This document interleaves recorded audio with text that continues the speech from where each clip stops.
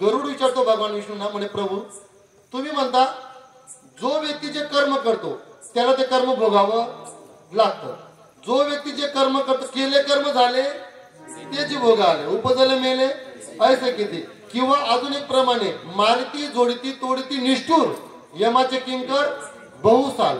मग प्रभू आता हे गरुडाचा प्रश्न आहे बरं का, गरुडाने जो प्रश्न विष्णूला विचारला आणि भगवान विष्णूने ज्या प्रश्नांची उत्तरं दिली त्याला गरुड पुराण असं म्हणतात. हा ठीक आहे लिहिलं ऐका. मग गरुडाने प्रश्न विचारला, म्हणे प्रभू शरीर जाळून टाकता, मारती झोडीती तोडती, कुणाला मारतात कुणाला जोडतात, कोण भोग भोगतं हे का नको. मग त्याचा विषय असा आहे, जे आपण पिंडदान करतो ना, समजा शरीर तर जळून जातं पण आत्मा जळत नैनम चिंतती शस्त्रांनी नैनम दहती पावका. गीतेमध्ये भगवंत म्हणतात, अर्जुना अरे हे जे तू म्हणतो ना कौरव मरून जातील, हे फक्त यांचे शरीर आहेत, हे फक्त यांचे काय शरीर आहेत, पण यांचा जो आत्मा आहे ना, हा जो दुर्योधन आहे हा कधीच मरत नाही, हा जो भीष्म हा कधीच मरत नाही, मरतात यांची शरीर पण हे जन्मोजन्मी नित्य आहेत, कारण हे ममई वंश जीव भूता सनातन आहे, माझे अंश आहे, हे मरत नाही. म्हणजे मग देवा कारण द्वैमो पुरुष लोके सरच्या क्षर येवच क्षर सर्वांनी भूतांनी कुटस्थो क्षर उच्यते. भगवंत गीतेमध्ये म्हणतात 15व्या अध्यायामध्ये क्षर अक्षर म्हणजे विनाशी आणि अविनाशी असे दोन प्रकारचे व्यक्ती असतात. द्वैमो पुरुष लोके म्हणजे एक आत्मा आणि एक शरीर, एक मरत एक मरत नाही. मग प्रभू शरीर जाळून टाकतात, मग त्याला ज्या यातना आहेत त्याला आपण यम यातना म्हणतो, यमदंड म्हणतो, हे कुणाला देतात कस काय देतात, आत्मा तर काही दिसत नाही. त्याचा विषय असा आहे. त्या गरुड पुराणामध्ये भगवंताने जे गरुडाला सांगितले ते म्हणतात, जे आपण पिंडदान ही जी पद्धत सांगितली, रोज एक एक पिंडदान करतो आपण, जो रोज एक एक पिंडदान करतो ना, मग पहिल्या दिवशी त्याची मान बनते, नंतर डोळे बनतात, कान बनते, एका पिंडदानाने हात बनतात, एका पिंडदानाने शरीर बनतं, एका पिंडदानाने पाय बनतात, असं रोज एक एक एक एक एक एक अवयव बनत जातो आणि पूर्ण एक देह तयार होतो. काय देह काय तयार होतो ऐकायला येतं तुम्हाला क्लिअर, एक देह तयार होतो. जो देह तयार होतो त्या देहाला यातना देह असं म्हणतात. काय म्हणतात, यातना देह असं म्हणतात. तो 10 दिवसामध्ये तयार झाला तो देह पिंडदानाने, की त्याच्या जो आत्मा त्या यमदूतांनी पहिल्या दिवशी जो आत्मा काढून ठेवलेला असतो ना शरीरामधून, तो आत्मा घेऊन 10 दिवसापर्यंत ते तिथेच असतात. कुठे असतात, आपल्या घराच्या अवतीभोवती तिथेच असतात. 10व्या दिवशी तो आत्मा त्या शरीरामध्ये जो यातना देह बनलाय त्या शरीरामध्ये तो आत्मा टाकला जातो आणि त्याला सचेतन केलं जातं, म्हणजे तो दिसत नाही पण अदृश्य स्वरूपामध्ये त्यांच्या तावडीत तो देह असतो, त्याला यातना देह असं म्हणतात. 11व्या दिवशी मग आपण पितरजीव घालतो, 11व्या दिवशी पितरजीव घालतो ना, मग तो जो देह तयार होतो त्या देहासाठी कोणीतरी निमित्त म्हणून आपण कोणाला तरी पितर बसवतो आणि तो पितर जे जेवतो ना तो त्या देहाला मिळतो. पितर जे जेवतो ते कोणाला मिळतं, देहाला मिळतं. म्हणजे आपली आई गेली असेल, आपले वडील गेले असतील, आपला जो कोणी मेलेला असेल, पितर बसवताना त्याच्याविषयी आपला तोच भाव पाहिजे की हे माझे वडील आहे, ही माझी आई आहे, आणि अत्यंतिक प्रेमाने भावयुक्त श्रद्धेने जे केलं जातं त्याला श्राद्ध असं म्हणतात. श्राद्ध बिद्ध काही दुसरं नाव नाही, श्रद्धेने जे केलं जातं त्याला श्राद्ध असं म्हणतात. मग श्रद्धेने त्याला जीव घालावं, त्याला सांगावं हे माझे वडील जेवणारे, ताई जेवणार, पोटभर जेवा, जे लागेल ते सांगा, आणि प्रेमाने त्याला सगळं जीव घालावं. तो जे जेवतो ना ते सगळं त्या देहाला मिळतं. कुणाला मिळतं, त्या देहाला मिळतं.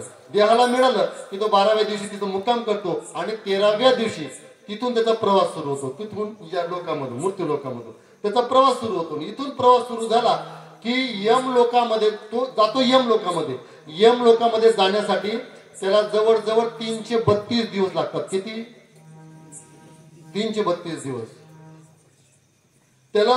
म्हणजे तो यमलोक तर हे पृथ्वीलोक यांचं अंतर आहे 84 योजन कोस. किती, 84 योजन. हे सगळं गरुड पुराणामध्ये बघ का, 84 योजन कोस हे अंतर जायला त्याला 332 दिवस लागतात. जाताना मध्ये गावं लागतात. हा जो प्रवास आहे ना इथे पण गाव आहेत मध्ये, सौरीपूर, गंधर्व नगर, वैतरा नावाची एक नदी, सौम्यपूर, सौरीपूर, वैतरा नावाची एक नदी आहे, त्याच्यानंतर गंधर्व नगर, असे त्याला 14 गावं लागतात. किती गावं लागतात, 14 गावं. तो मुक्काम करतो त्या गावांना. पहिल्या गावाला 1 महिना झाला की तो पहिल्या गावाला मुक्काम करतो. तो ज्या दिवशी मुक्काम करतो त्या दिवशी आपण पितरजीव घालतो. प्रत्येक महिन्याला पितरजीव घातला पाहिजे बरं का. मेल्यानंतर जोपर्यंत आपण वर्ष श्राद्ध करत नाही प्रत्येक महिन्याला आपला व्यक्ती गेला का त्याच्या नावाने पितळजीव घातला पाहिजे महाराज, प्रत्येक महिन्याला. कारण प्रत्येक महिन्याला तो जो जीव जो गेलेला असतो ना त्याला प्रत्येक महिन्याला मुक्काम करायचा असतो. एक दिवस मुक्काम करतो तो जीव, तो एक दिवस मुक्काम करतो. तिथे पोचला मध्ये वैतरणा नावाची नदी लागते. कोणती नदी सांगितली? वैतरणा नावाची नदी लागते. ती नदी पाण्याने वाहते का? तर नाही, ती नदी पाण्याने नाही वाहत. त्या नदीमध्ये रक्त वाहतं. काय वाहतं? रक्त, मांस, पू असं वाहतं त्याच्यामध्ये. आणि त्याच्यामध्ये मोठ्या मोठ्या मगरी आहेत, मोठे मोठे मासे आहेत, मोठे मोठे अजगर आहेत त्या पाण्यामध्ये बरं का, त्या रक्तामध्ये. आणि मग हा जो जीव जातो, मग याच्या बाबतीत गरुड पुराणामध्ये असं म्हटलंय, जसं आहे तसं सांगतो बरं का. माझी कोणी दुश्मन नाही, माझे कोणी मित्र नाही. मी या गादीवर उभा आहे, हा तीक्ष्ण उत्तरे हाती घेऊन बाण पिढे. जे बोलायचं ते क्लिअर बोलायचं. तुकोबर आहे म्हणतात, नाही बीडबार तो का म्हणे सांगतो. हा मग मी जे तसं सांगतोय, कोणी वाईट वाटून घेऊ नका ही माझी विनंती. तो त्या नदी काठावर गेला की नदी तिकडच्या काठाला कसा जातो? मग असं आहे, ऐका बरं का. ज्याने गुरु केलाय, कोणी ज्याने गुरु केलाय आणि ज्याच्या गळामध्ये तुळशीची माळ आहे त्याच्यासाठी तिथे एक जहाज येतं. आता हे सगळं गरुड पुराणामध्ये वाचून घ्यायचं. तुम्ही म्हणाल महाराज माडकरीची बाजू लिहिलं ना, अजिबात नाही. उद्याच गरुड पुराण वाचायचं महाराज, मी जे सांगतो ऐका. तिथे एक जहाज येतं माडकऱ्यासाठी, तो तिथे बसतो, तिकडच्या काठाला जातो. मग बिगर माडकरीचं वर्णन असेल तिथे वाचून घ्यायचं बरं का. बिगर माडकऱ्याचं काय करतात, त्याच्या नाकाला एक गोल पाडतात, त्याच्यामध्ये एक दोरी घालतात आणि त्याला ओढत ओढत घेऊन जातात. कसं घेऊन जातात? त्या पाण्यामधून ओढत तो तिथं पुस्तकतो वरती येतो, पुस्तकतो वरती येतो. त्याला ते मासे, ते अजगर, ते जे हिंस्र मगर, ते सगळे त्याला चावा घेतात, त्याला खाली चावा घेतात. प्रचंड प्रचंड प्रचंड त्रास होतो, त्याला यातनाच होते. पहिले ते हे मारत जोडत घेऊन, जसं कर्म असेल तसं बरं का. कपाशी चोरस होई, काही करत होई, मग तशा पद्धतीने, म्हणजे सांगण्याचं तात्पर्य तशा पद्धतीने समजा. मग तो तिथे गेला का, मग त्याला ते चावा घेतात. मग तो चावा घेतो, जेव्हा तो वरती येतो ना, जेव्हा त्याचा मान वरती निघते ना, तेव्हा तो वरती यमदूतांना सांगतो. त्याला सांगतो, दादा काय मला सोडा, मी आता असं वागावून येते म्हणे. भाऊ